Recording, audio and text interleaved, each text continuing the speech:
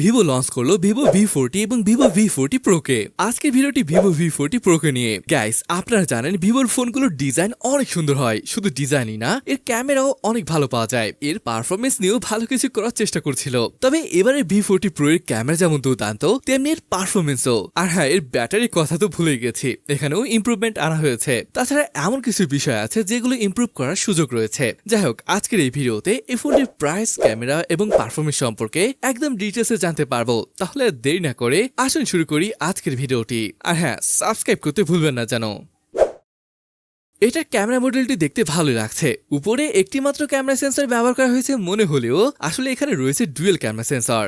এর নিচের দিকটাতে পাচ্ছেন আরো একটি সেন্সর, সাথে রয়েছে ফ্ল্যাশ লাইট। দুটি মাত্র কালার অপশনে পাচ্ছেন ফোনটি, গ্যাঞ্জাস ব্লু, অন্যটি টাইটানিয়াম গ্রে।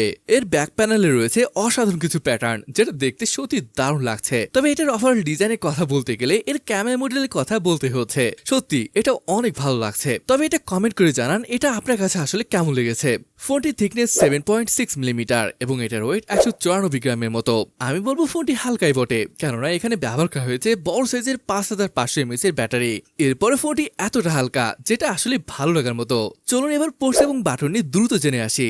বটমে দেখতে পাবেন সিম card tray, microphone, USB Type-C port এবং স্পিকার গ্রিল। রাইট হ্যান্ড সাইডে পাওয়ার অন বাটন, সাথে ভলিউম রকার। উপরে বেশ খানিকটা জায়গা জুড়ে লেখা রয়েছে প্রফেশনাল পোর্ট্রেট। পরেরটি মাইক্রোফোন। এর সিম কার্ড ট্রেটিতে ডুয়েল ন্যানো সিম কার্ড ব্যবহার করতে পারবেন। পিছনে গ্লাস ব্যবহার করা হয়েছে। প্রোটেকশন হিসেবে এখানে ব্যবহার করা হয়েছে শর্ট সেন্সেশন আলফা, যেটা বেশ শক্তিশালী প্রোটেকশন। এছাড়া প্রথমবারের মতন এখানে IP68 এর রেটিংও রয়েছে।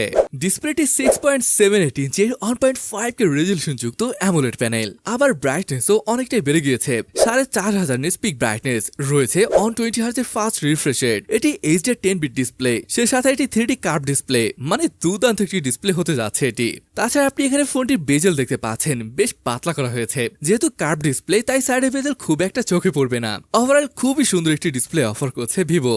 অলরাইট গাইস, চলুন আমরা এটার স্পেসিফিকেশনের কথা বলি। এখানে ব্যবহার করা হয়েছে Dimensity 9200+ চিপ, যেটি 4nm বেস চিপ। আন্তর্জাতিক স্কোর 1.5 মিলিয়নের উপরে।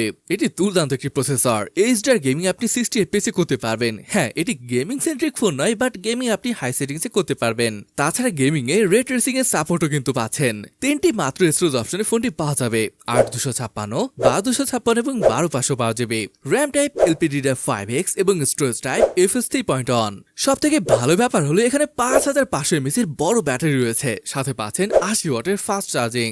মাল্টিমিডিয়া এক্সপিরিয়েন্সও ভালো পাওয়া যাবে। একে তো অসাধারণ একটি ডিসপ্লে, ব্রাইট ডিসপ্লে, সেই সাথে এতে রয়েছে স্টোরেজ স্পিকারের সেটআপ। ওএস এবং ইউআই নিয়ে যদি বলি, এখানে রয়েছে FunTouchOS 14 বেস অন Android 14। ব্লুটুথের কিছু আছে যেটা চাইলেই আপনি আনইনস্টল করতে পারবেন। আপডেটের ব্যাপার আসলে 3 বছরের মেজর আপডেট, সাথে পাচ্ছেন 4 বছরের সিকিউরিটি আপডেট। সেন্সরের সবই রয়েছে, in display fingerprint sensor, face unlock, আর এগুলো কাজ করে স্মুথ ভাবে। কানেক্টিভিটির ক্ষেত্রে 5G, dual 4G VoLTE, Wi-Fi 6, Bluetooth 5.4 এর সাপোর্ট আমরা এখানে পেয়ে যাচ্ছি। যদিও এখানে NFC এর সাপোর্ট নেই, তবে কথা হলো আসলে কতজন মানুষ NFC ব্যবহার করে। আচ্ছা, আপনি কি ব্যবহার করেন? কমেন্ট করে জানাবেন কিন্তু। তো চলুন এবার আরো এক গুরুত্বপূর্ণ পার্ট, এর ক্যামেরা সেটআপ নিয়ে কথা বলি। এটি আসলে 50 মেগাপিক্সেলের ক্যামেরা সেটআপ। মানে হলো এর মেইন ক্যামেরাটি 50 মেগাপিক্সেলের Sony IMX9 II on sensor, সাথে রয়েছে ওয়াইস এর সাপোর্ট। সেকেন্ড ক্যামেরাটি 50 মেগাপিক্সেলের এবং এটিও সনির সেন্সর, অর্থাৎ Sony IMX8 on 6 2x telephoto sensor. সাথে আরো একটি 50 মেগাপিক্সেলের আল্ট্রা সেন্সর রয়েছে।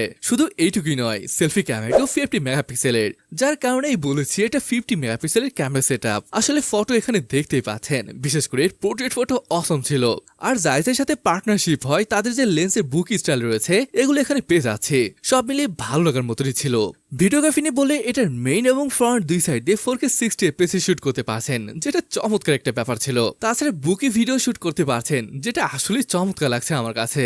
V40 Pro এর প্রাইস ইন্ডিয়ান রুপিতে 50,000 পড়বে, যেটাকে টাকায় কনভার্ট করলে দাঁড়াচ্ছে 70,000 টাকার মতো। তো যেমনটা শুরুতেই বলেছি, ভিভো যেখানে কিছুটা দুর্বল ছিল যেমন পারফরমেন্স, সেখানে ইমপ্রুভমেন্ট এনেছে। আর ডিজাইন ক্যামেরা সেটা তো প্রথম থেকেই সেরা ছিল। তো ভিভো V40 Pro এটি যে এখন অলরাউন্ড ফোন হয়ে গেছে, এটা বলতেই পারি। তো কেমন লাগলো ভিডিওটি সেটা কমেন্ট করে জানাতে পারেন। তাহলে আজকের ভিডিওটি এখানে শেষ করছি, দেখা হবে পরের কোনো ভিডিওতে।